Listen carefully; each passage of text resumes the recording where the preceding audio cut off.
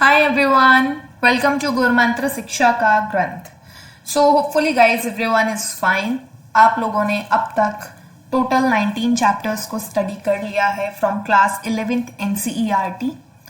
तो आज हम चैप्टर नंबर 20 स्टार्ट करने वाले हैं, that is about locomotion and movement. So अगर हम बात करते हैं what is locomotion and what is movement, is there any difference between them? तो चलिए स्टार्ट करते हैं चैप्टर को। So basically animals and plants exhibit a wide range of movements streaming of protoplasm in the unicellular organism like amoeba is a simple form of movement. ठीक है, unicellular organism है आपके पास एक, दैट इज अमीबा। तो उसके अंदर एक simple form of movement आपको देखने को मिलता है।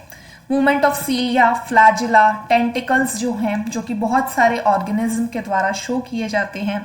ठीक है, ह्यूमन बींग्स की अगर हम बात करें तो ह्यूमन बींग्स अपने हाथ पैरों को हिला सकते हैं, जॉज को, आईलिड्स को, टंग्स को, right. Some of the movement result in a change of place और लोकेशन। तो अगर आप अपनी किसी भी बॉडी पार्ट को मूव कर पा रहे हो तो वो क्या है? वो सिंपल एक मूवमेंट है। लेकिन अगर आप अपनी लोकेशन को चेंज कर पा रहे हो तो that is your what? Locomotion, right. Such voluntary movements are known as locomotion. ठीक है, तो आपको यहाँ पे डिफरेंस देखने को मिल गया कि मूवमेंट क्या है और लोकोमोशन क्या है। तो लोकोमोशन सिंपल एक जगह से दूसरी जगह आप बोल सकते हो, जाने को बोल सकते हैं, जबकि मूवमेंट आप एक प्लेस पे बैठे बैठे भी कर सकते हो। ठीक है, walking, running, climbing, flying, swimming are all some form of locomotory movements, right. Okay, so for example, in paramecium, cilia helps in the movement of food through cytopharynx and in locomotion as well. ये चीज आपको याद रखनी है। Paramecium में क्या, कौन सा ऑर्गन काम में आता है? That is your cilia. ठीक है, hydra can use its tentacles. Hydra में लोकोमोटरी ऑर्गन या फिर मूवमेंट कराने के लिए कौन रिस्पॉन्सिबल है? That is tentacles, right. We use limbs for change in body posture and locomotion as well. यहाँ पे हम लोग ह्यूमंस की बात कर रहे हैं। ह्यूमंस लिम्स या फिर आप बोल सकते हो बॉडी पोस्चर में चेंज करने के लिए लिम्स का यूज करते हैं या फिर लोकोमोशन करने में। ओके, नेक्स्ट हम बात करते हैं टाइप्स ऑफ मूवमेंट। ठीक है, सो ह्यूमन बॉडी के अंदर 3 मेजर टाइप की लोकोमोटरी मूवमेंट देखने को मिलती है, amoeboid, ciliary as well as muscular. Okay, some specialized cells in our body like macrophages, leukocyte in blood exhibit amoeboid movement. तो ह्यूमन बॉडी के अंदर अमीबॉइड मूवमेंट कौन शो करता है? हमारी बॉडी के कुछ specialised cells like macrophages as well as leucocytes. ठीक है, it is affected by pseudopodia formed by the streaming of protoplasm as in amoeba. अभी थोड़ी देर पहले भी हमने ये चीज पढ़ी थी, यूनिसेल्युलर ऑर्गेनिज्म लाइक अमीबा, उसके अंदर क्या देखने को मिलता है? Streaming of protoplasm. Cytoskeletal elements like microfilaments are also involved in the amoeboid movement. Okay, this is also very important. Next हम बात करते हैं about ciliary movement. So ciliary movement का मतलब क्या हुआ कि यहाँ पे आपके पास सीलिया प्रेजेंट होंगी। ठीक है, सीलिया प्रेजेंट होंगी। So ciliary movement occurs in most of our internal tubular organs which are lined by ciliated epithelium. Okay, तो दैट मीन्स यहाँ पे आपकी सीलिया होंगी। The coordinated movement of cilia in the trachea helps in removing dust particles. तो cilia कहाँ present होंगी? In the trachea. Trachea में क्या काम करती हैं? ये हेल्प करती हैं in removing the dust particles and some of the foreign substances inhaled along with the atmospheric air. ठीक है, नेक्स्ट एग्जाम्पल है that is the passage of ova through the female reproductive tract is also facilitated by ciliary movement. ठीक है, तो सीलिया कहाँ पे आपको example दे रखा है? Cilia is present in the trachea as well as in the female reproductive tract. Next is movement of our limbs, jaws, tongues require muscular movement, that means muscles की रिक्वायरमेंट है यहाँ पे। The The contractile property of muscles are effectively used for locomotion and other movements by human beings and majority of the multicellular organisms. Right? Next हम बात करते हैं muscles की, क्योंकि अभी अभी आपने देखा कि यहाँ पे ह्यूमंस के अंदर हमें मस्क्यूलर मूवमेंट देखने को मिल रही है. दैट मीन्स कि मसल्स का इन्वॉल्वमेंट है.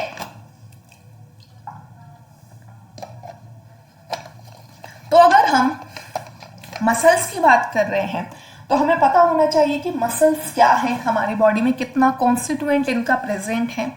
ठीक है. So you have studied in the chapter 8 that cilia and flagella are outgrowth of the cell membrane. Cilia और फ्लैजेला आपकी सेल मेम्ब्रेन की आउटग्रोथ है. राइट.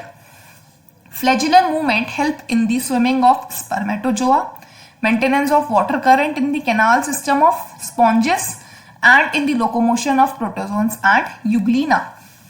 So, सबसे पहले आपने एनिमल किंगडम के अंदर पोरिफेरा यानी कि स्पॉन्जेस के बारे में पढ़ा था, और आपने वहां ये पढ़ा था कि स्पॉन्जेस के पास एक वाटर कैनाल सिस्टम प्रेजेंट होता है. राइट. तो वो क्यों होता है? For the maintenance of water current. ठीक है. और मेंटेनेंस ऑफ वाटर करंट में कौन हेल्प कर रहा है? Flagellar movement. ठीक है. Flagellar movement help in the swimming of spermatozoa, maintenance of water current in the canal system of sponges and in the locomotion of protozoans and euglena. ठीक है.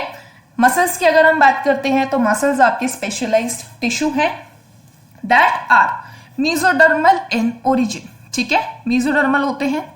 About 40 to 50% of the body weight of a human adult is contributed by muscles. तो एक general normal human body के अंदर 40 to 50% जो आप बोल सकते हो पार्ट होता है, वेट होता है, वे होता है, that is contributed by your muscles. They have special properties. Muscles की कुछ स्पेशल प्रॉपर्टीज हैं जो आपको पता होनी चाहिए.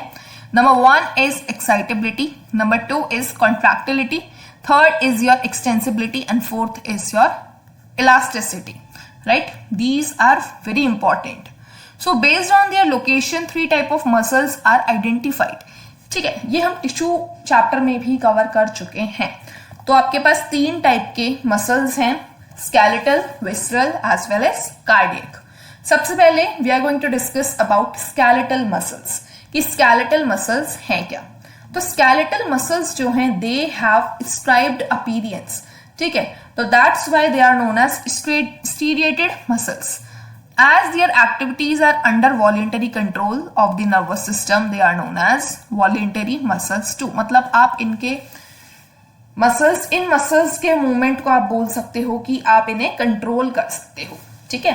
So these are primarily involved in the locomotory actions and the change of body posture. ठीक है. नेक्स्ट हमारे पास है विसरल मसल्स. विस्ट्रल मसल्स की अगर हम बात करते हैं तो विस्ट्रल मसल्स कहाँ प्रेजेंट होते हैं? In the inner wall of hollow visceral organs. ठीक है. Like alimentary canal, reproductive tract. ठीक है. इनके पास कोई भी स्टीरिएशंस नहीं होती हैं, ये स्मूथ होते हैं. ठीक है. इसीलिए इन्हें स्मूथ मसल्स बोला जाता है या फिर नॉन स्टीरिएटेड मसल्स भी बोला जाता है. ओके. इसके अलावा ये हमारे इनवॉलेंटरी मसल्स होते हैं क्योंकि इनका जो मूवमेंट है ये हमारे कंट्रोल में नहीं होता. Okay.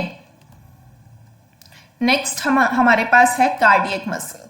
As the name suggest, cardiac means heart. That means cardiac muscles are the muscles of heart. Right. Involuntary होते हैं नेचर के अंदर as the nervous system does not control their activities directly. That's why they are known as involuntary muscles. Okay. Now, let us examine a skeletal muscle in detail to understand the structure and mechanism of contraction. अब हम लोग एक muscle को detail manner में देखने वाले हैं कि बेसिकली मसल है क्या, कौन कौन से डिफरेंट पार्ट्स हैं मसल के अंदर, कौन कौन सी स्मॉल यूनिट्स प्रेजेंट है मसल के अंदर जो मसल को 4 चीजें प्रोवाइड कर रही है. Right. So each organized skeletal muscle in our body is made up of a number of muscle bundle. ठीक है. या फिर हम उसे बोल सकते हैं fascicles held together by a common collagenous connective tissue that is known as fascia. ठीक है. Each muscle bundle contains a number of muscle fiber. हर एक मसल बंडल के अंदर बहुत सारे मसल फाइबर प्रेजेंट होते हैं. Each muscle fibre is lined by a plasma membrane, जिसे आप बोलते हो सार्कोलेमा, ठीक है, और जिसके अंदर आपको सार्कोप्लाज्म नाम का एक फ्लूइड देखने को मिलता है। सार्कोप्लाज्म क्या है? फ्लूइड, जबकि सार्कोलेमा क्या है? It is a kind of membrane. Okay, muscle fibre is syncytium as the sarcoplasm containing many nuclei, ठीक है। The endoplasmic reticulum that is sarcoplasmic reticulum of muscle fibre is the store house of the calcium ion. Very important question यहां से पूछा जाता है कि कौन सा पार्ट मसल में store house of calcium ion है, तो that is your sarcoplasmic reticulum. Sarcoplasmic reticulum is the storehouse of calcium ions. A characteristic feature of the muscle fiber is the presence of large number of parallelly arranged filaments in the sarcoplasm called the myofilaments या फिर myofibrils। तो होता क्या है कि sarcoplasm के अंदर parallel में बहुत सारे फिलामेंट्स अरेंज होते हैं, ठीक है। कैसे अरेंज होते हैं? पैरेलल अरेंजमेंट होता है, जिन्हें आप बोलते हो मायोफिलामेंट्स या फिर myofibrils. Each myofibril has alternate dark and light band. अब हर मायोफिब्रिल के पास या तो एक डार्क बैंड होगा या एक लाइट बैंड होगा, ठीक है। A detailed study on myofibril has established that striated appearance is due to the distribution of pattern of two important proteins, that is actin and myosin। अब क्या होता है, इस मायोफिब्रिल के अंदर भी आपके पास दो टाइप के प्रोटीन प्रेजेंट हैं, actin as well as myosin, ठीक है। जो लाइट बैंड है, लाइट बैंड अभी आपने देखा डार्क और लाइट बैंड है, ठीक है, alternate dark band, alternate light band. अब ये जो लाइट बैंड है, इसके अंदर क्या होता है, that contains actin protein and इसीलिए इसे बोला जाता है आई बैंड या फिर आइसोट्रोपिक बैंड। जबकि जो डार्क बैंड है उसे आप बोलते हो ए बैंड या फिर एनाइसोट्रोपिक बैंड, जिसके अंदर क्या होने वाला है, that will contain your myosin. Okay, actin filaments are thinner as compare to the myosin filament. Actin filament जो है वो थिन होते हैं as compare to myosin filament, ठीक है, hence are commonly called thin and thick filaments, right. In the center of each eye band is an elastic fiber called the Z-line, which bisects it. The thin filament are firmly attached to Z-line. The thick filament in A band are also held together in the middle of this band by a fibrous membrane called the M-line. तो जो thin filament है, that will having the Z-line, और आप बोल सकते हो thick filament जो होगा वो कैसे held होगा, with the M-line, ठीक है। The A and I bands are arranged alternatively throughout the length of myofibrils। ये पॉइंट आप देख ही चुके हो। The portion of myofibril between the two successive Z line is considered as the functional unit of contraction, that is your sarcomere। This is very important कि वो portion myofibril का between two successive Z line उसे कहा जाएगा functional unit of contraction और उसका नाम क्या है, sarcomere। In a resting stage, the edge of thin filament on either side of the thick filament partially overlap the free end of the thick filament, leaving the central part thick filament। The central part of thick filament not overlapped by the thin filament और जिसे कहा जाता है ZH zone। तो H zone क्या है, वो central part किसका, थिक फिलामेंट का, जहां पे ओवरलैपिंग नहीं है, ठीक है, बाय द थिन फिलामेंट, उसे कहा जाता है H zone। ओके, तो यहाँ पे आप देख सकते हैं ये आपका है H जोन, ये हो गया सार्कोमेयर, ये आपका I बैंड, A बैंड और ये Z लाइन। ओके, नेक्स्ट हम बात करते हैं स्ट्रक्चर ऑफ कॉन्ट्रैक्टाइल प्रोटीन। तो each actin is what, actin is your thin filament, is made up of two filamentous actin helically bound to each other। Very important, कैसे bound होते हैं, helically. Each F actin is a polymer of monomeric globular actin। Two filament of another protein, tropomyosin, also run close to F actin throughout its length। ठीक है, tropomyosin नाम का एक protein और यहाँ पे रन करता है क्लोज टू F actin, ठीक है। A complex protein that is a troponin. ठीक है, ट्रोपोनिन क्या है? एक कॉम्प्लेक्स प्रोटीन है जो कि रेगुलर इंटरवल पे ट्रोपोमायोसिन के ऊपर देखा जाता है। In the resting state, a subunit of troponin masks the active binding site for myosin on the actin filament. This is very important.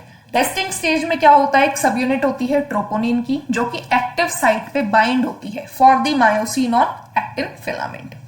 Each myosin, myosin क्या था? एक थिक फिलामेंट था। Is a polymerised protein, many monomeric protein called the meromyosin. ठीक है, बहुत सारे monomeric protein जब इकट्ठा हो जाते हैं तो उन्हें क्या बोला जा रहा है? मेरोमायोसिन। वो क्या करते हैं? एक थिक फिलामेंट का फॉर्मेशन करते हैं। Each meromyosin has two important parts, a globular head, head कैसा है? ग्लोब्यूलर, जबकि एक साथ में शॉर्ट आर्म होती है जिसे आप बोलते हो टेल। ठीक है, the former being called the heavy meromyosine, that is HMM, and the latter is known as LMM, that is light meromyosine. HMM के component, that is head and short arm, projects outward at regular distance and angle from each other from the surface of polymerized myosin filament is known as cross arm. ठीक है, globular head जो होता है is an active ATPase enzyme and has the binding site for ATP and active site for actin. ठीक है, तो ये F actin filament है। इसके साथ साथ आप देख सकते हो ट्रोपोमायोसिन जो है वो रन कर रहा है along its length। साथ में इसके ऊपर जो रेगुलर इंटरवल पे जो प्रोटीन देखने को मिल रहा है दैट इज ट्रोपोनिन। ठीक है, हेड पे आपके पास एक्टिन बाइंडिंग साइट है, एटीपी बाइंडिंग साइट है, और ये क्या है? आपकी क्रॉस आर्म, और ये ग्लोब्यूलर पार्ट क्या है? That is your head. So this is about today's lecture guys. I hope topic आपको क्लियर हो गया होगा।